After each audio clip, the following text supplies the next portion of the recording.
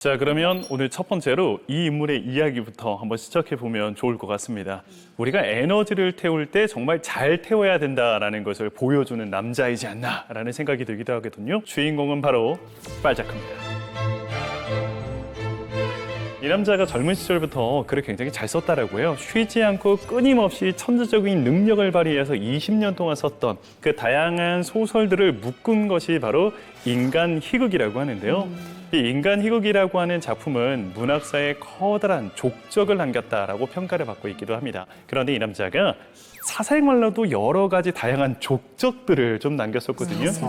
특히 이 남자가 집필 방식과 식습관이 굉장히 독특합니다. 이 남자의 청년 시절의 모습은 이랬었다라고 합니다. 보시면 어때요? 좀 동네에 이렇게 글도 잘 쓰고 성격 좋아 보이는 뭐 교회 오빠 같은 느낌? 딱 이런 느낌이잖아요. 자, 발자크는 한마디로 글쓰기에 미친 사람?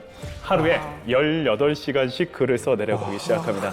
하루 종일 앉아서 글만 써요. 잠을 깨기 위해서 이 남자가 주로 애용했던 것이 있다라고 하는데요. 지금 우리도 한 잔씩 다 들고 출근길에 마시면서 갑니다. 카페인 들어있는. 이 남자가 카페인 중독이었어요. 커피를 굉장히 많이 마셨다고 합니다. 자, 추정컨대 이 남자가 하루에 마셨던 평균 커피량은 대략 최소 30잔에서 50잔 정도 수준입니다. 그럼 계속 마신다는 얘기. 중독이네. 그러니까 평생 마신 그 커피 양이 3만 잔이 넘는다고 해요.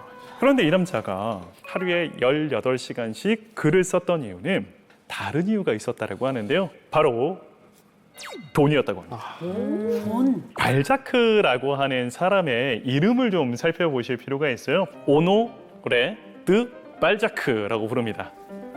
서상입니다. 가명이에요? 가명입니다. 오노레 발자크의 진짜 이름은 오노레 발사입니다. 발사. 이 발사라고 하는 성 자체가 이 프랑스 남부의 방언 같은 느낌이에요. 그러다 보니 파리 사람들이 딱 들었을 때는 얘 시골 출신 농부인데? 이걸 바로 알 수 있는 듯한 느낌이에요. 그래서 예명을. 그래서 이 남자가 파리에서 작가로 활동을 하면서 이름을 발자크로 바꿔버린 거고요. 프랑스에서는 보통 귀족들만 성 앞에 드가 붙습니다. 귀족처럼 보이려고 이 성을 갈아버린 사람. 실생활도 뻔하잖아요. 네. 이 사치가 말도 못하겠죠. 말도 할 수 없을 정도로 끝을 달리기 시작합니다. 자, 일단 그때 당시 최고급 귀족들만 즐길 수 있었던 오페라 1년 정기 구독 하기 시작하고요. 아니 내가 귀족인데 걸어 다닐 수 없잖아. 차 사야지. 마차 하나 딱 임대를 하는데 직접 내가 몰고 기사가 다닐 수 있어야지. 없잖아요. 그렇죠. 발렛 고용합니다. 그러니까 사치와 향락이 그때 당시 웬만한 귀족들 저리 가라 할 정도였던 것 같아요. 근데 이게 감당이 안 되기 시작하는 거예요. 그래서 발자크가 무엇을 하기 시작하냐면 사업을 하기 시작합니다. 다 망합니다. 그렇지. 그냥 글만 쓰지.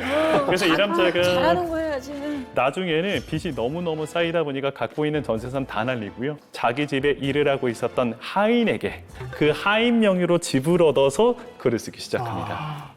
어찌되었건 작가분들은 다 공감하실 거예요. 글을 쓰고 나서 책이 딱 나오는 순간 뭐가 들어오죠? 고료가 들어오죠.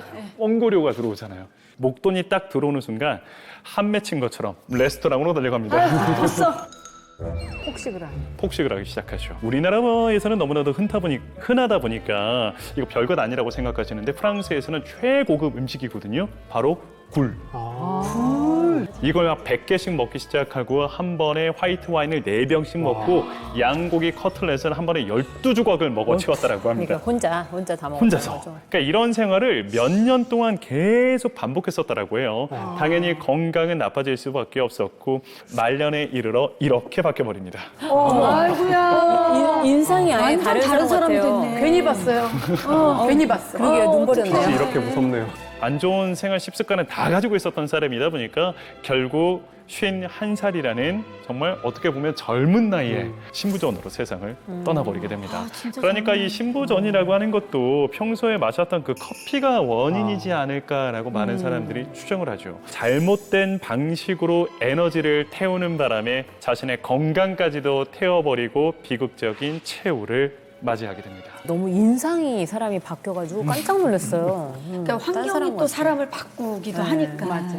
그래서 우리가 왜 연락이 끊겼다가 오랜만에 만났을 때 인상이 바뀐 분들이 간혹 있잖아요. 그럼 무슨 일이 더 좋아지셨어요. 더 좋아지셨어요. 감사합니다. 이 얘기 들으려고 말을 거는 건 아닌데, 근데 저는 발자크의 이런 모습이 요즘 워커홀릭 현대인들의 맞아요. 모습과 맞아요. 되게 좀 겹쳐.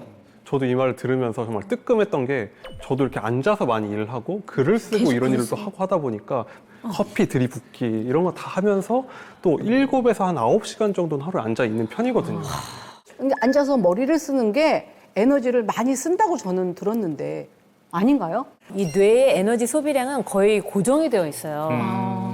공부를 하든 뭘 하든 20%의 에너지만 씁니다. 그 20%도 신체를 원활하게 돌아가는 데 쓰는 에너지고요. 머리를 쓰면 에너지를 쓰니까 뭐 살이 빠질 거다라고 생각을 하시면 절대 오산이고 발을 부지런히 움직여주시고 운동을 하시는 게 좋습니다. 지금 이 순간 딱 떠오르는 노래 있지 않으세요? 다 같이? 일어나! 일어나! 갑자기 그 딱 떠오르네, 무조건. 오늘 노래 많이 하시는 오늘 본의 아니게 또 강혜리자 선배님 앞에서. 예. 그럼 저는 궁금한 게 운동만 하면 건강하게 에너지를 태울 수 있는 건가요? 운동을 열심히 하는 건 분명 건강에 도움이 되긴 하지만 과연 운동이 에너지를 태우는 절대적인 답이 될 수 있을까? 이걸 좀 생각을 해봐야 되는데요. 이 인물을 통해서 생각해 보면 좋을 것 같습니다. 마라도나 아닌가요? 운동선수.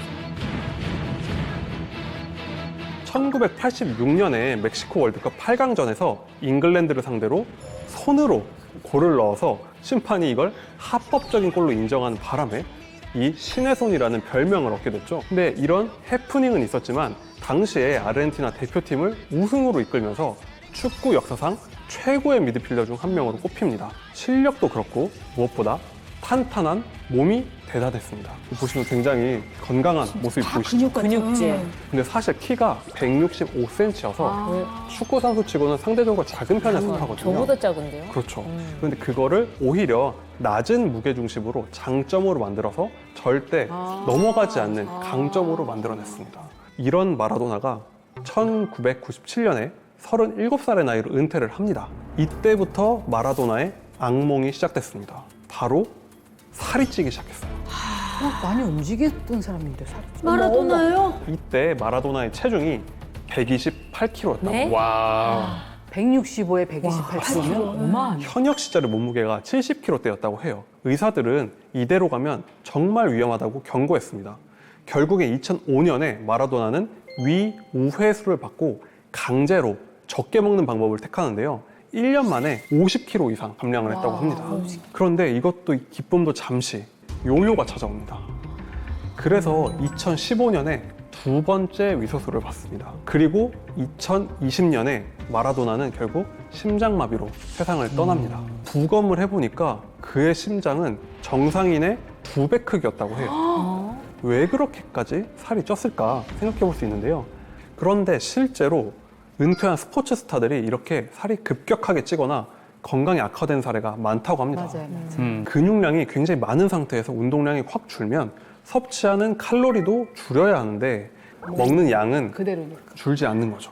그러니까 몸에서 에너지를 다 못 태우고 지방으로 차곡차곡 저장이 되니까 저런 몸무게가 될 수밖에 없었던 거죠. 그러니까 식습관과 움직임의 조화, 이게 굉장히 중요한 겁니다.